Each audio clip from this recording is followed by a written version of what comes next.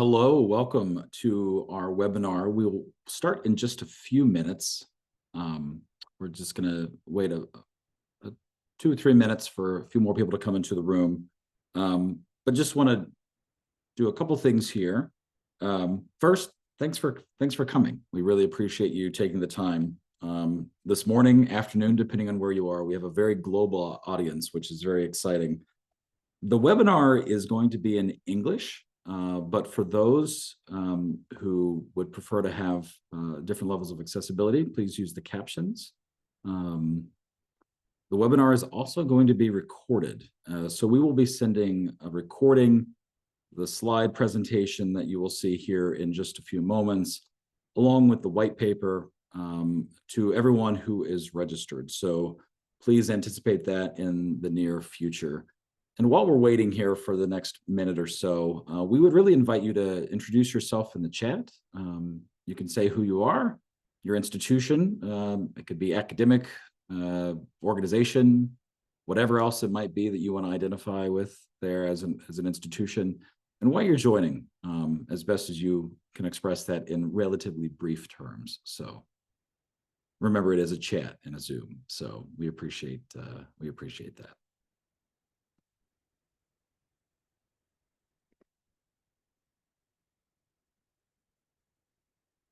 And like I said, we'll start in just a minute or two.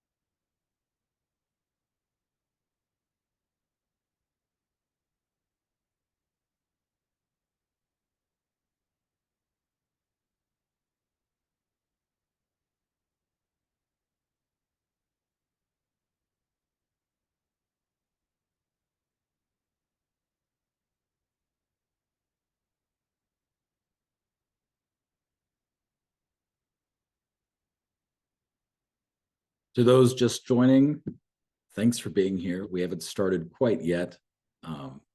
Just to let folks know, the webinar is going to be in English, but you can use captions. We will be recording and sharing the webinar, the white paper, and the slides that will be presented today. And as we're waiting here for just another moment, please introduce yourself, your name, your institution, if you want to say a little bit more about that. Looks like we're getting a lot of name and institutions, but I thank the folks who are saying a bit more, because there will be opportunities for some involvement from everyone through the Q&A when we get a little bit later into the event. So again, thank you for being here, and we'll start in just a moment.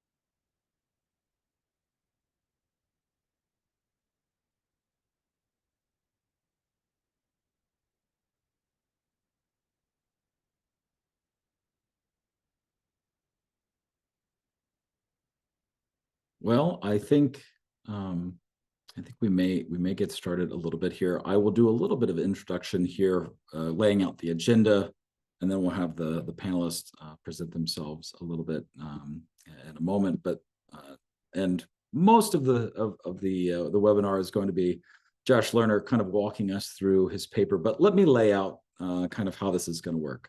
I'm going to explain a little bit about what SNF Ithaca is, and if you're showing up because of people powered or whatever other algorithms have led you to this moment, we'll explain a little bit about who we are. Josh Lerner, who is one of the SNF Ithaca research scholars, will present on his new white paper, From Waves to Ecosystems, the Next Stage of Democratic Innovation. And one of the really exciting things, not to downplay the excitement of the talk about the white paper, but is this roundtable discussion with a number of scholars and experts from around the world who have read the paper, have given critique, have really engaged in some conversations before today. So we'll have some interactions amongst this panel with Josh. But throughout that moment, there will be some space for Q&A. And I will, as the moderator, and I'll introduce who in the world I am in just a second as well, we'll have opportunities for questions to be raised throughout the webinar, and then we'll be able to highlight some of those at the end of our time together. And then we will wrap up with a little bit of clarity, again, revisiting some of what I've just said a moment ago about some of the next steps and opportunities for you to be connected and involved. So again, if you're just coming into the room, if you would like to have some captions for this webinar, please use them. If English, this is going to be in English. So if you need some help there, that would be a great tool to utilize. We'll be recording and sharing the webinar, the slides, as well as the white paper to everybody who's registered. And if you haven't done so already, but thank you to everybody who has, please just say a little bit about who you are, where you're coming from, and why you're joining us today. So let's kind of get into this. SNF Ithaca. The Stavros Niarchos Foundation Ithaca Initiative was launched in 2021 here at the Biden School of Public Policy and Administration at the University of Delaware. And it's really grounded in these ideas of citizenship. What does it mean to be a citizen in our world today? And particularly for us, really wedding this with the idea of education that is shaped through this idea of experience and exploration, that we are transformed by these opportunities and experiences. So here at SNF Ithaca, we have academic courses in our curriculum. We have convenings, things like the National Student Dialogue here with students in the United States, but also this past year, we've included students from elsewhere around the world. So if you are connected or are part of higher education, I would encourage you to take a look at that.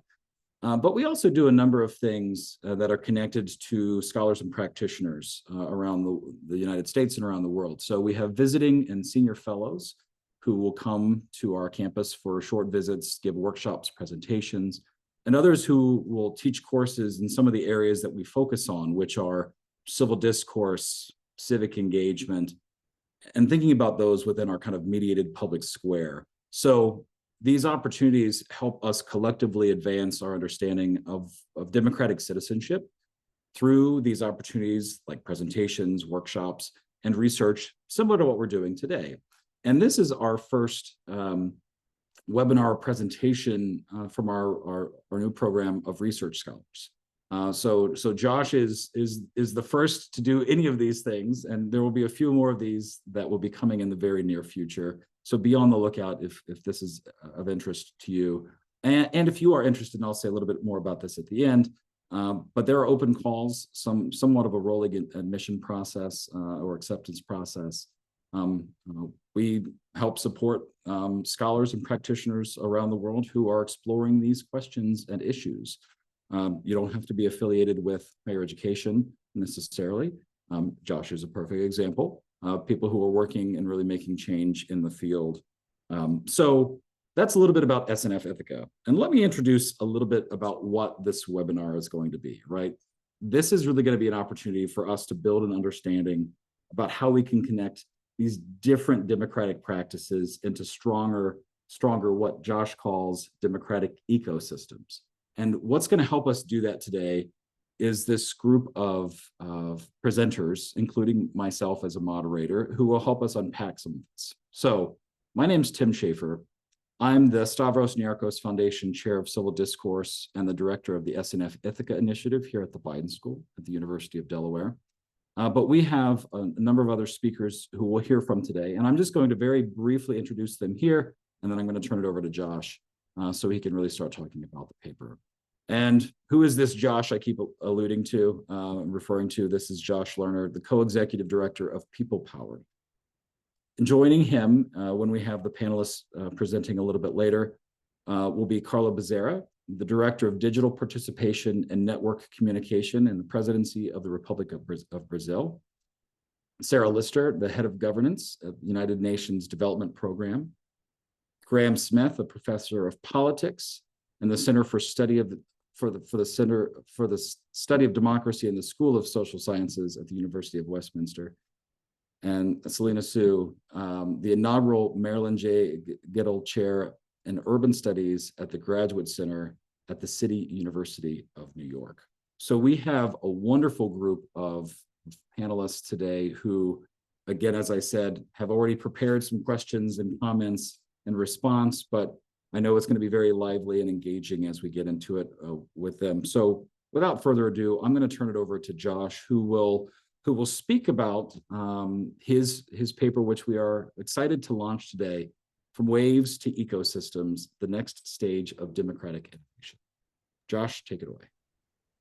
Thank you so much, Tim. So I'd like to start actually with a question for you. A kind of simple question. Do you live in a democracy? And this isn't a rhetorical question. I'd like you to actually answer in the chat. If you could take a second to answer in the chat, whatever answer makes sense for you. Do you live in a democracy? There's no wrong answers. I'm just curious to hear. So we see of sorts, yes. Apparently,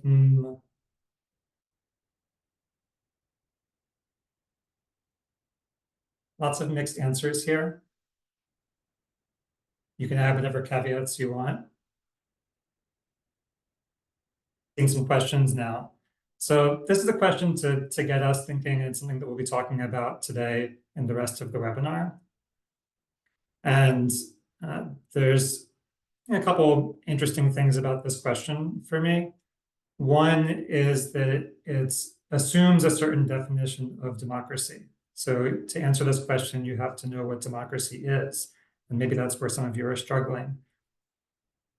Most people would assume that by democracy, we mean elections or free and fair elections. And that's how you're answering. The second thing that's interesting about this question is that it assumes democracy is something that you can live in, that democracy is a thing that someone can live in. So in a sense, it considers democracy like a house. So you can live in a house, you can live in a democracy. There's this clear defined thing called democracy, and we can or cannot live in it. And if you accept that definition, those assumptions, then you can answer the question, do you live in a democracy? And people have. So actually the Economist Intelligence Unit says that 45% of the world lives in a democracy and 55% does not, period.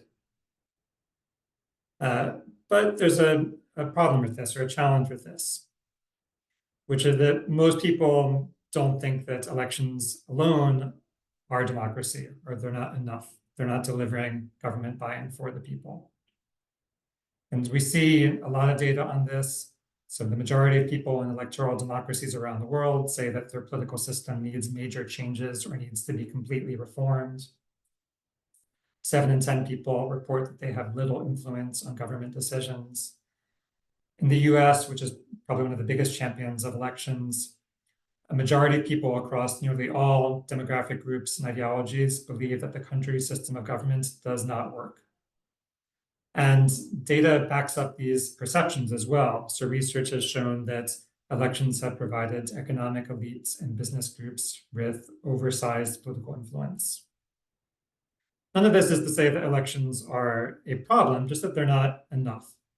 And that this is a big challenge for us and this is really the key challenge that I'll be addressing today, where we see that we're promoting a solution of democracy that most people are increasingly disillusioned with, and that this can actually backfire.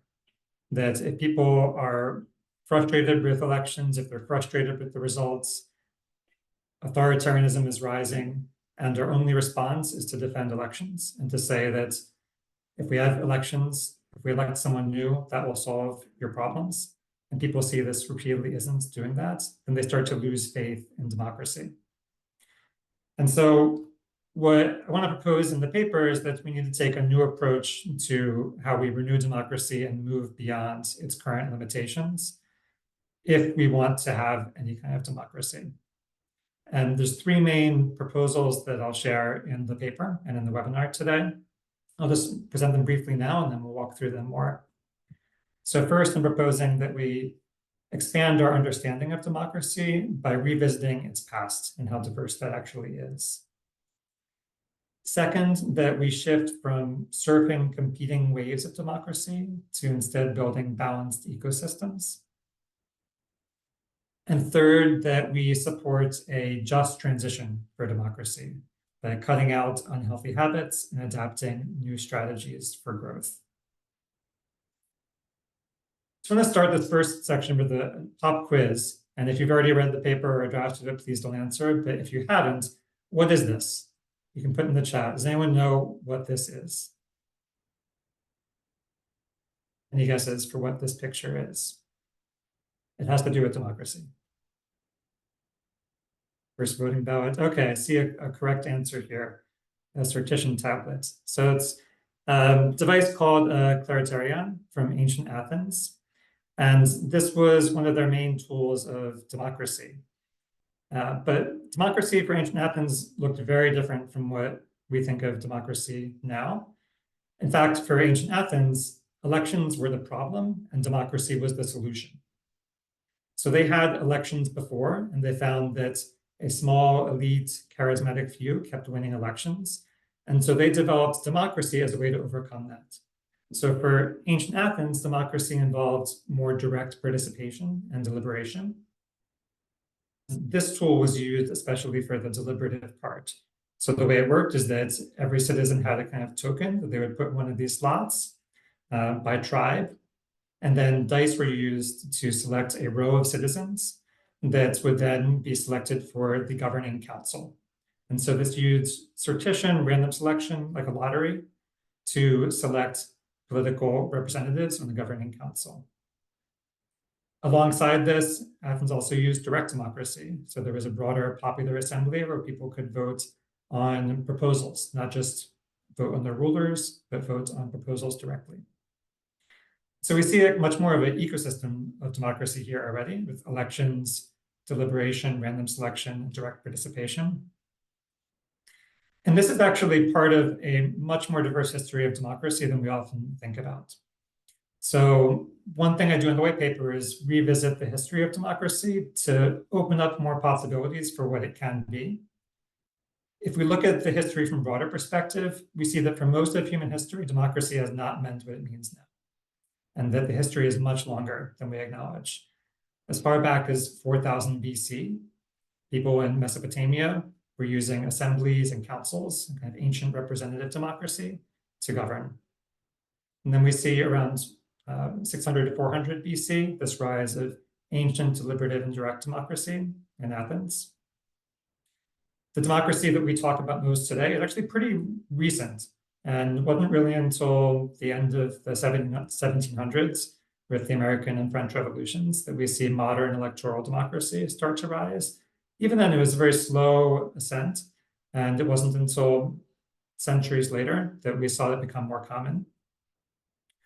We also had a wave of modern direct democracy. So you can think about town meetings in the US or referenda in Switzerland.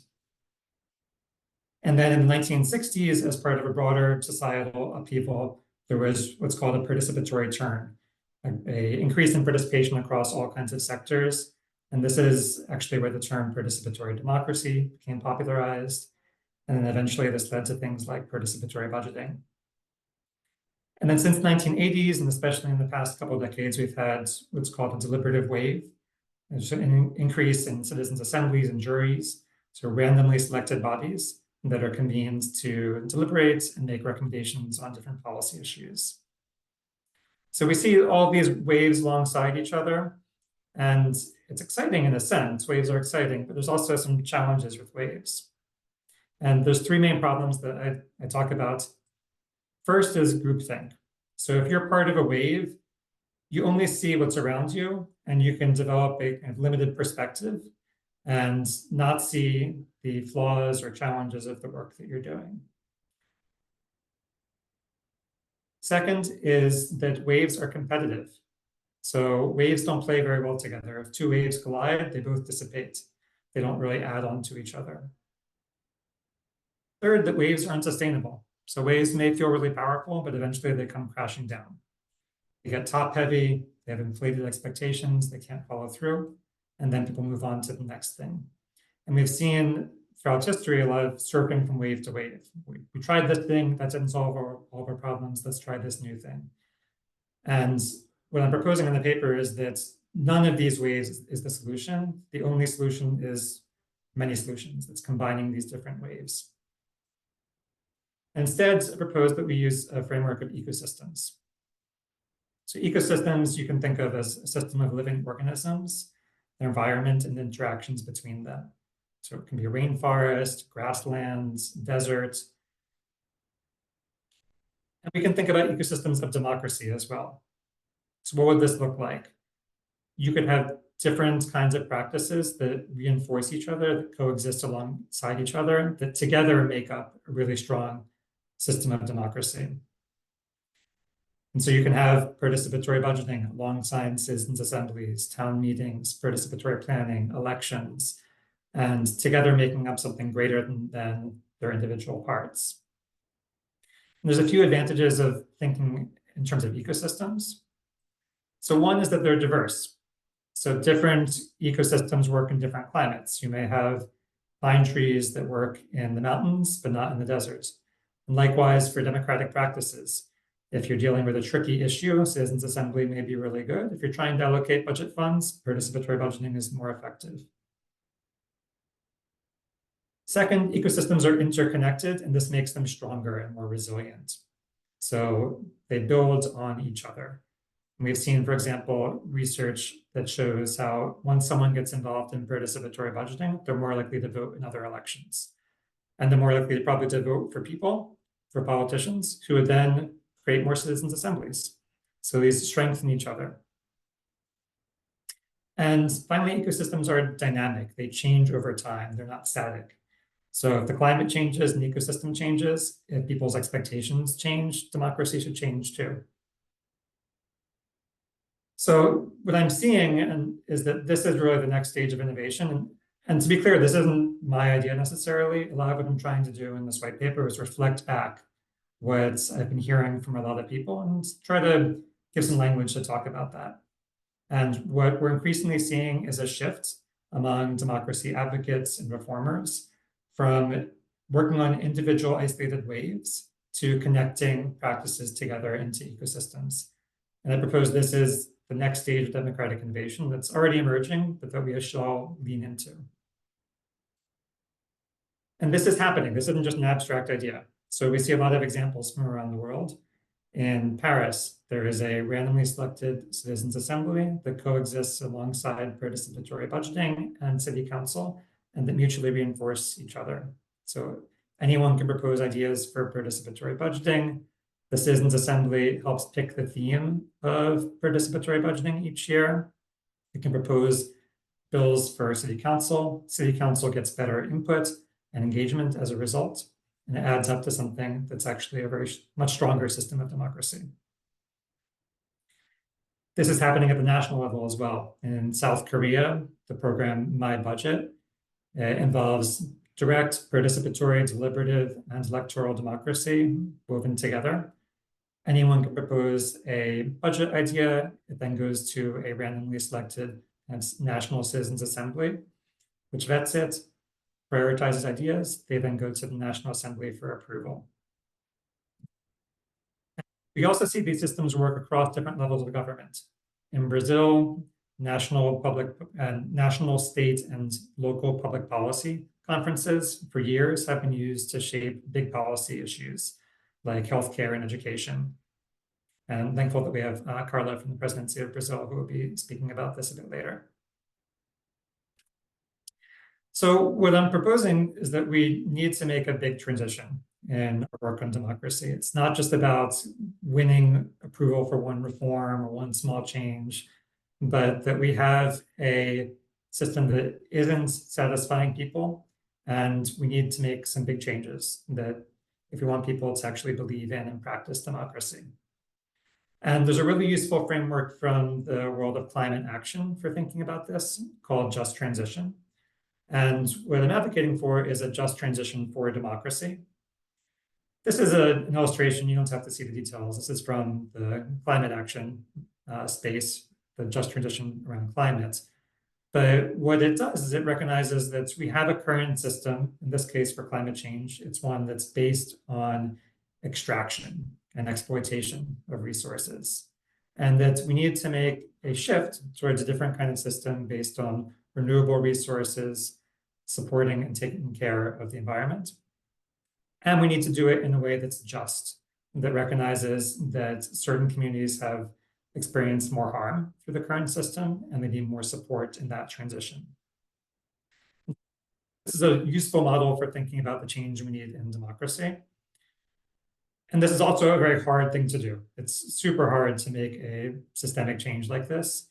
And in the white paper, what I do is identify a few concrete practices that can help us. Some things that are getting in the way, some unhealthy habits, and then some strategies to help us make this transition. So I'm going to start with unhealthy habits. And these are things that all of us may do to some extent. It's okay. But a first step is acknowledging and recognizing them and how they're getting in the way of our goals, and then finding ways to stop doing them. So unhealthy habits that limit democracy, there's 5 main things that I've been seeing. First is solutionism, the idea that one single solution can solve all of our problems. If only we have campaign finance reform or ranked choice voting or citizens' assemblies, that democracy will work. And this doesn't acknowledge the complexity of political contexts. It doesn't acknowledge the work that's come before, and it sets unrealistic expectations. A second unhealthy habit is conflation. So this means saying that democracy only means my approach to democracy.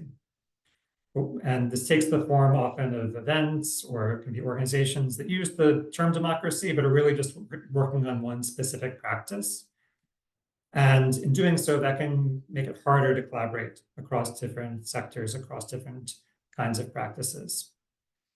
This isn't to say that we all need to do everything. It's fine to focus on one practice, just to be real about what that is and to acknowledge that. A third unhealthy habit is rigidity, saying that my democratic practice must follow a specific formula. Anything else is wrong.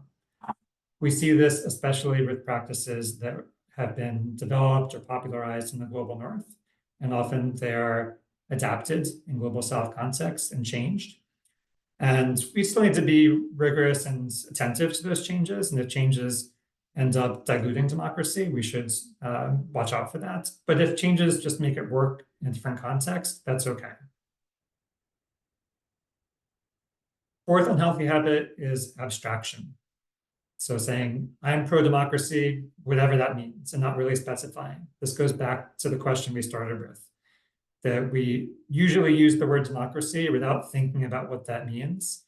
And that loses a real opportunity for us to define it and to mobilize people. Last one is division, saying that my democracy work is fundamentally different and separate from yours. If I'm working on elections and you're working on deliberative democracy or participatory democracy, we're just in different worlds, nothing we can learn from each other. And I don't think that's true. I think there's a lot we can learn from each other. It also makes it harder to have strong coalitions. So what do we do? I think that there's a lot of strategies that can help us build democratic ecosystems that we're seeing people practice increasingly, where we can combine 2 halves of a wheel to make something that is stronger for us all. So there's 5 strategies that I point out in the paper. First is to build bridges, to experiment with new ways to combine or link different democratic practices, like we saw in Paris, where you have participatory budgeting, citizens' assemblies, city council connected together.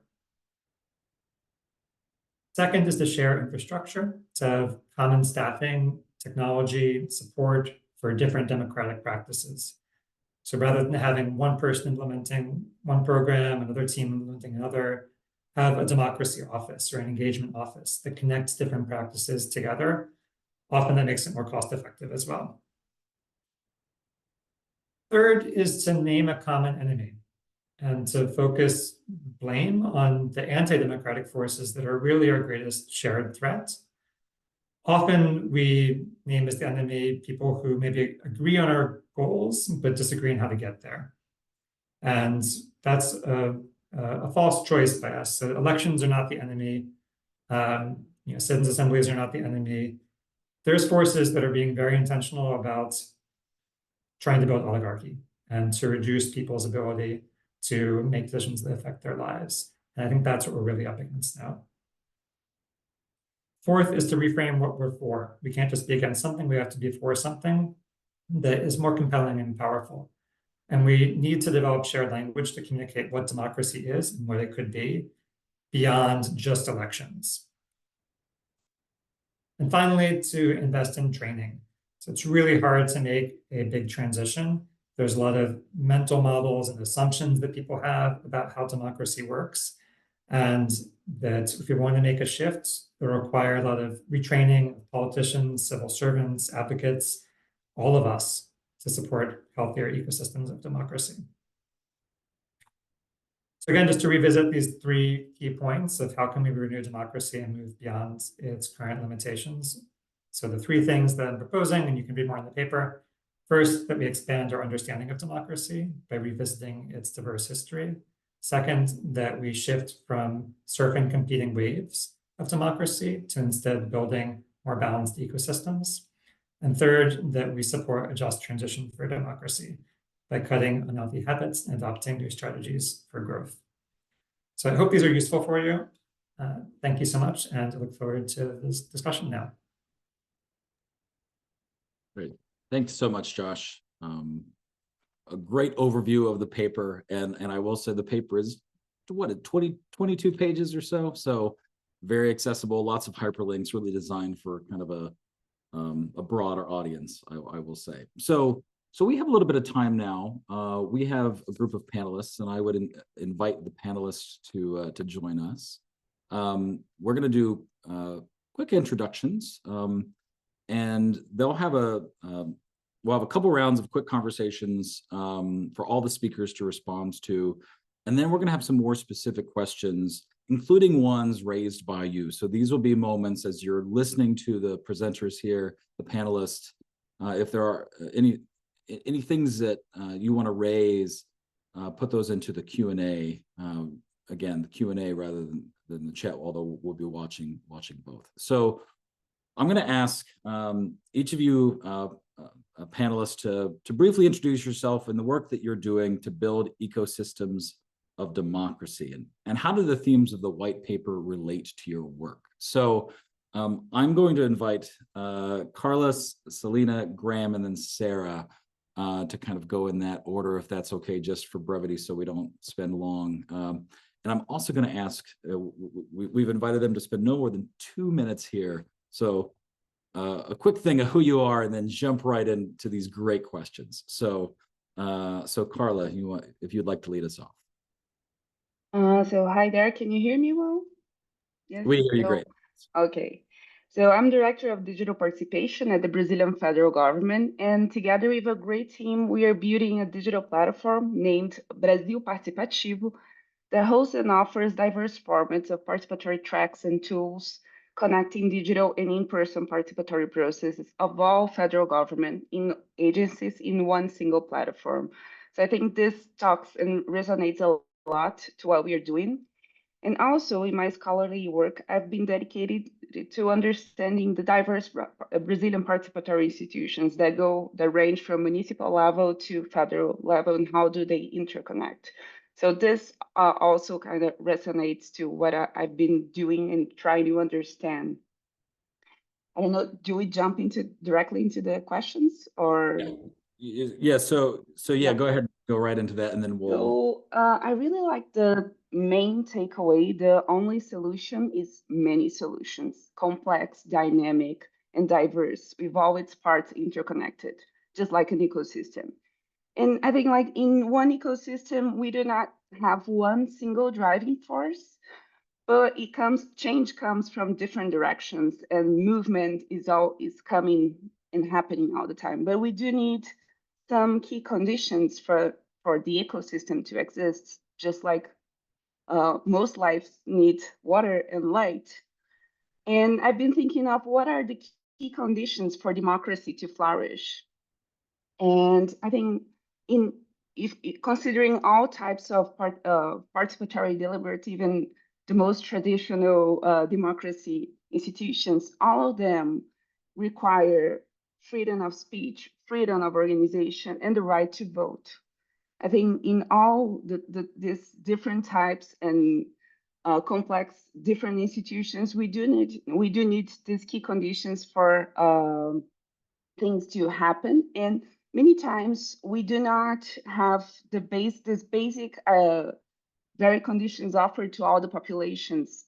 For example, in a world of migrants, many people who are living in countries for their whole lives, they do not have the right to vote, the very basic right to participate. And so how can we expect democracy to flourish in such an environment which you don't face like the very minimal conditions? So I think that democracy to get strong needs to include it all. And this would be like the main takeaway that I take from the text, is that democracy gets strong when it includes a greater diversity of voices. Great, thank you. Celina.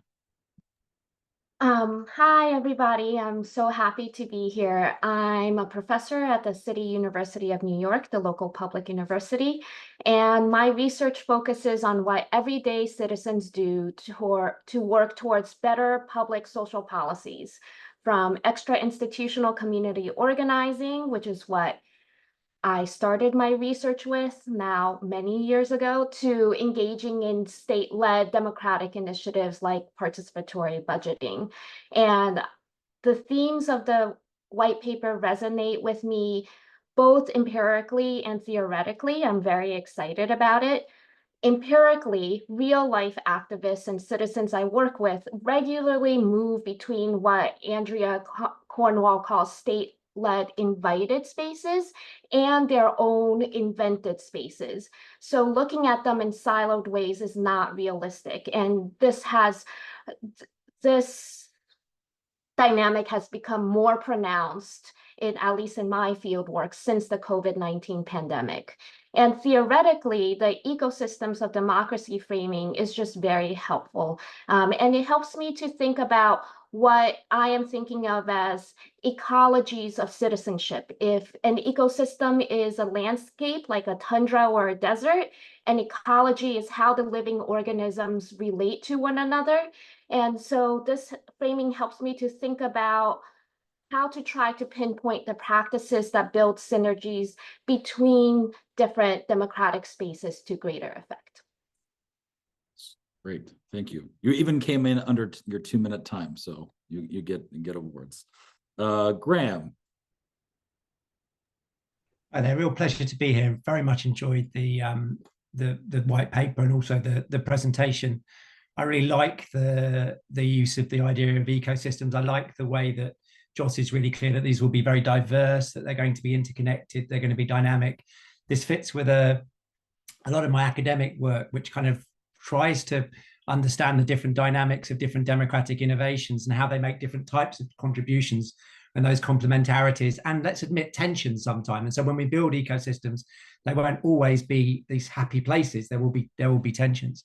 At the moment, I'm working primarily for the Knowledge Network on Climate Assemblies, which was established by the European Climate Foundation. So I could be accused of solutionism. I could be, but I want to sort of I want to say actually the first piece of advice we give people when we meet them is, are you really sure you want to run a climate assembly? And the second thing we ask them is, are you really, really sure you want to run a climate assembly? So, I mean, there is this danger that people run for it. And I'm old enough, not old enough to remember the ancient Athens, but I'm old enough to remember 2 or 3 of these waves. And the same thing happened at each time, that they kind of were favored institutions. So I'm very happy to sort of align with Josh. And just finally, I'd be really happy if I didn't receive any more emails from the people who think they've created the app that's going to solve democracy's problems. And that is one of our problems. I think this ecosystems thinking is really, really helpful, but I just want to stress it's going to be really, really difficult. Thank you. And Sarah, this question of what are you doing to build these ecosystems and how do the themes relate to your work? Well, thank you very much, and it's a great pleasure to be with you. Thank you for the invitation. I'm head of governance at UNDP, which means I oversee the policy and program support for UNDP's work on democratic governance globally. So this includes electoral assistance, parliamentary development, civic engagement, information integrity, but also public sector transformation, anti-corruption, and so forth. And I align myself very much with Graham's comment just now about being happy not to have any more conversations about the app that is going to solve all the challenges that we have. But the framing in the paper, my reflection on the paper is that, you know, this framing of more integrated and holistic understandings of democracy is really helpful, and it is very much the approach that UNDP takes. So we hear a lot about a so-called super year of elections, during which there is a lot of emphasis on elections themselves, electoral events. And UNDP's electoral assistance work is significant. Together with our UN partners, we're supporting, providing electoral assistance in more than 40 countries at the moment. But our work on democratic governance goes way beyond that. And even within our electoral assistance work, we focus on broader democratic issues such as access to information, information integrity, women's political participation, and other aspects that are fundamental to democracy. So it is not only, in fact, rarely is it these days about procuring ballot boxes in terms of supporting electoral processes. But if I may have 1 minute left, I think what we're also saying this year is that for elections to matter, they must be, as Carla was saying, supported by the institutions and processes of broader democratic governance. So that means upholding the rule of law, which protects human rights, and the institutions that provides checks and balances. We need an open and inclusive public sphere where people can access quality information, open civic space, and capacity and opportunities to engage for people in the governance of their societies. But we also need democracies to be delivering. So we need institutions to be inclusive, and there's good academic evidence that the delivery aspect of democracy also affects people's support for democracy systems more broadly. I think we could talk a lot more about all of that, but I will stop now in the interest of time. We could, but yes, yeah, I think we're just touching tip of the iceberg. So Carla already kind of jumped into this a little bit, but for all of you, what's a key takeaway or lesson that you've taken from either the white paper or something that you're thinking about now because of that, not necessarily found within those pages? What's a takeaway here from the paper? And Carla, I know you've already kind of leaned into this a little bit earlier. I don't know if you want to say anything else. No, I feel like just to connect with the Brazilian experience, we have this like 4 years of post-democratic transition experience of different flourishing participatory spaces in which we have seen they growing. And I feel like the paper addresses very well the different solutions arising at different moments, not interconnected. And then at a certain point, people start to realize that you need to see and understand this as a whole. And I feel it's just like the moment that we are now with some digital advances, and the platform that we are building in a way resonates with the idea that we have to understand this complex system, but it has to be understandable and easily accessible to the population. And I feel like the digital space helps us to put these different tools, different spaces in one place that people can understand them as a system, as an ecosystem, to take Josh's words. So I would just add it with this, with what we're building in Brazil. And I feel like this is not yet an ecosystem because the interconnection is not clear yet. And I think that that's something that we can look for. Like we can walk in this direction, trying to to make a sense of the different parts and how do they actually reinforce democracy as a whole. Great. Celina, do you want to follow here just for simplicity's sake?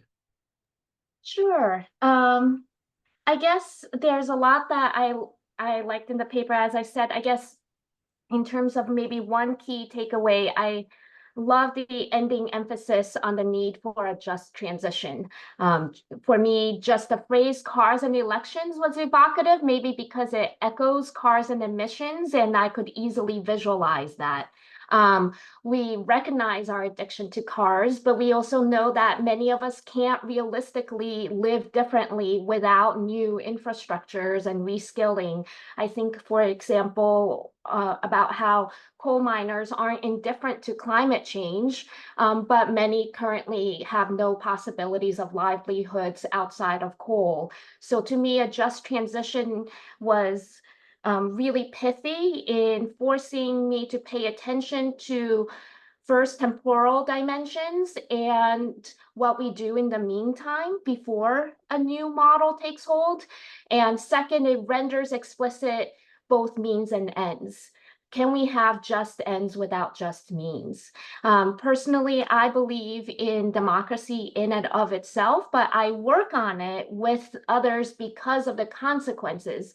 Hopefully, a different political economy, fewer inequalities, hunger, and the violence that comes from these deprivations. And just putting all that together is hard. And naming the common enemy and resisting solutionism is hard work because there are interests benefiting from our current model. Graham. Yeah, this is all really great stuff. I guess I have a question about who builds this ecosystem, and I guess one of the things that I'm thinking of, and I don't think it was necessarily Joss's intention, but was the three examples he gave. There's a very strong role for the state. I mean, really strong role for the state. And actually, Paris, Brazil, and Taiwan, these are kind of places where we've had quite enlightened political leaders democratically, at the same time as a sort of social movement pushing for change, which is not what we see in most places. So it's a really interesting question, I guess, about how we try to build ecosystems in environments where, in contexts where we don't have those sorts of vibrant social movements and vibrant, kind of enlightened leaders. I just want to think about this in a couple of ways. One is, it's really hard work to work. You know this, Josh, working with public officials to get them to think about one type of public engagement, let alone trying to get them to have the whole smorgasbord which we need for an ecosystem. So it's a really interesting question about that. The second is, are we limited with our imaginary at the moment here of thinking that this is something that needs to be built with and by the state?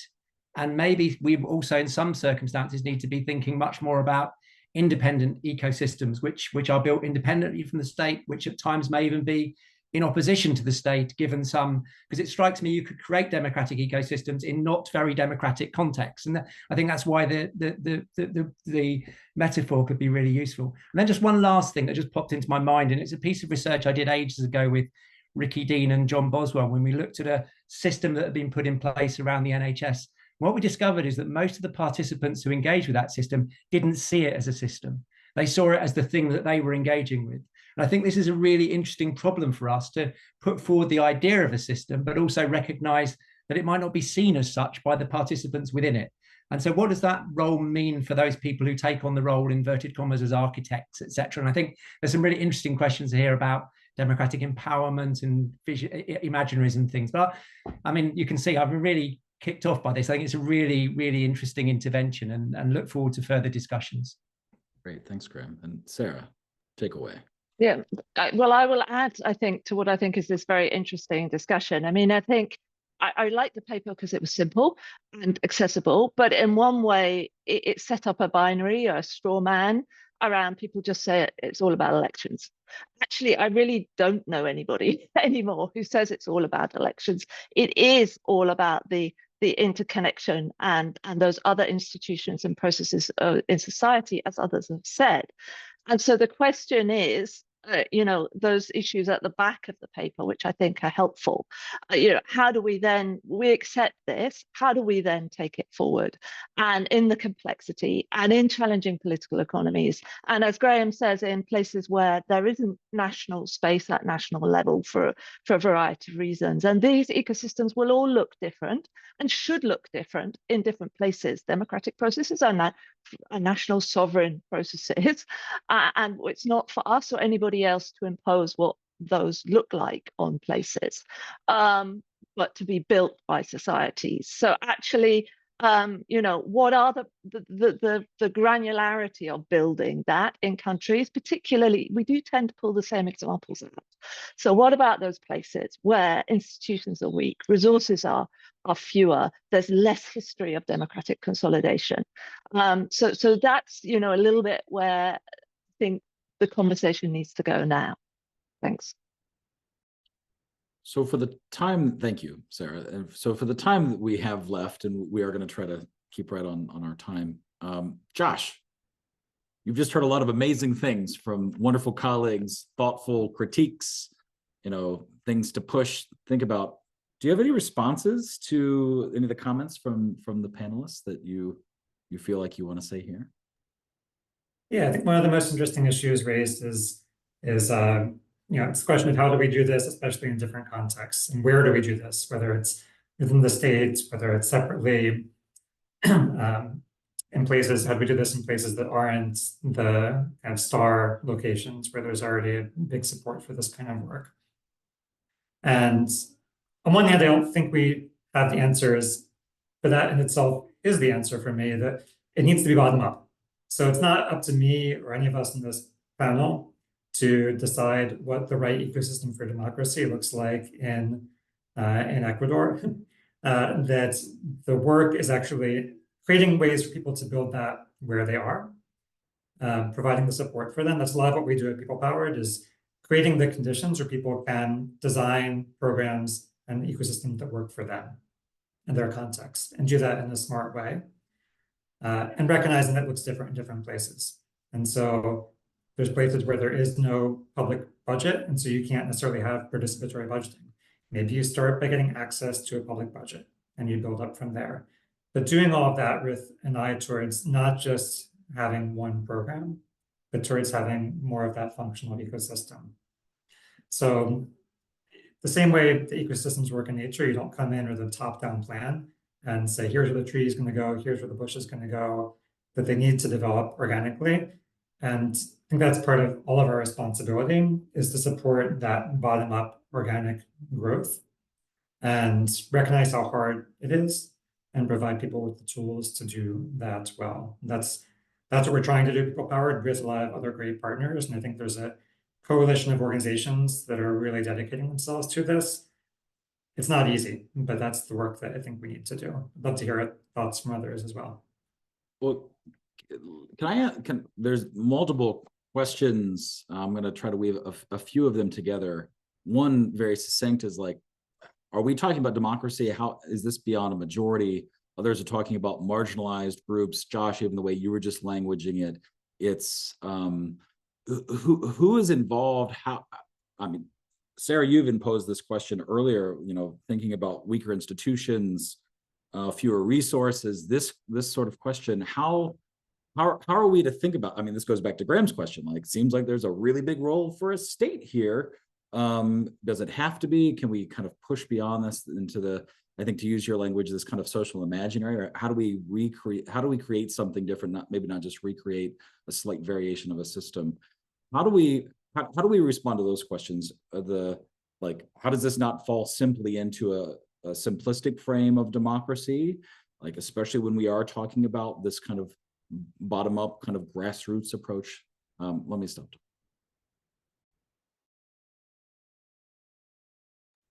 Josh or others, I don't know who wants to kind of come in on this.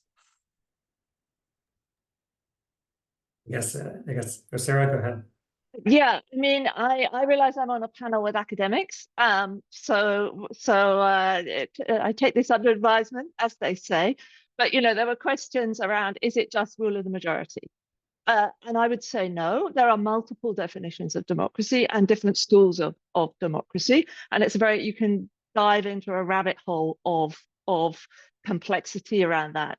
I like, but there are alternatives, and this isn't a UN position. I like Larry Diamond's, simplicity. He talks about the rule of the majority, the protection of the rights of minority, the rule of law, and active participation of people. But if you want to look into it, look into VDEM, Varieties of Democracy, some of their framing of some of their data aspects, and there are whole university courses and degrees taught on this. But I would just say it is more than just the rule of the majority. But academics can shoot me now. No, I think that's great. And VDIM is is a really helpful place to look, especially if you're trying to understand what's going on, where you are, what's happened historically, as well as up to last year, for example. There's another question that's been raised about this just language. Celina, you posed this earlier. Josh, I don't know, or others, can you say more about this? How do we make this a just transition if this really is to this broader kind of ecosystem of thinking about these kind of conceptions, practices? What really makes this just? I can respond to that. I'm also going to share just some next steps as we're closing out. I know. Yeah, I was going to say we're coming up on time here. Yeah. Just so folks have those, including the links to the white paper itself, which you may want to read. But yeah, as far as the just part of the transition, so I think part of it for me is acknowledging the bubbles that a lot of us are in, and even listening to Sarah talk about how people we're kind of beyond the point where we think that democracy is about elections. I don't know about that. I feel like the majority of people in the world are not having the discussion that we're having here, and that we need to meet people where they're at more and develop very different ways to talk about our work. I don't think that we're reaching a lot of people beyond this kind of democracy bubble. And so part of the justness for me is kind of decentering ourselves as democracy experts, quote unquote, and starting from, as Celina was saying, people's real needs and goals. Like if they need food, if they need housing, to have that be the starting point for our work.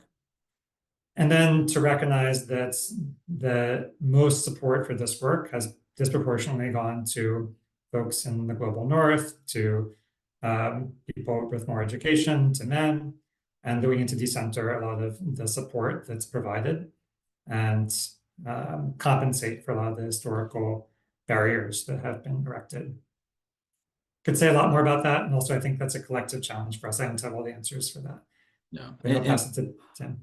Yeah, and importantly, as we are going to wrap up here in just a moment, I think Phil Barnes makes a good comment talking about the AI evangelist, but all of us, right? How do we not fall into this kind of solutionism, this idea that here's the fix, and we're seeing a lot of it right now, right? And I think part of the invitation of looking through this lens and this language of ecosystems is where do we draw from, and how do we kind of build these things, or also see the underlying connections that are already there. We just don't name them as such, unfortunately. So, like I said, we're going to try to stay here on time. Many people have things at top of hour. So a few of the next steps, which Josh has already been sharing, the white paper is out. You can find it at that short link. It's been shared with you yesterday and again this morning. You can use the QR code there as well. Please pass this along with others that you feel might be interested, because this is really designed to be accessible. Like I said at the top of the call, we will be sharing the webinar, the slides, and the paper shortly.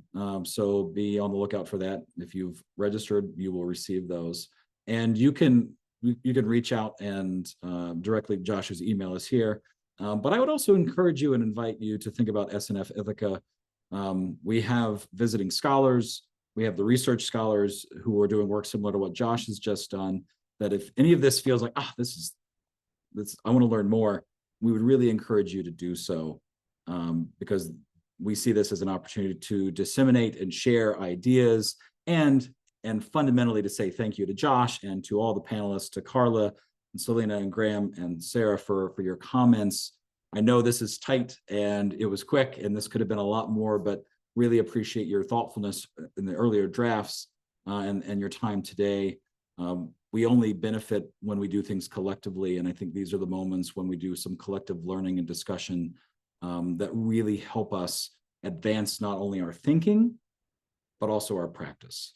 And to all of you who joined us today, we really appreciate your time. Be on the lookout for more of these in the future. And with that, I think I'll say have a wonderful day, and thank you for doing the work that you are doing to advance and support and defend, depending on where you are, democracy writ large. Thank you, everybody. Everyone.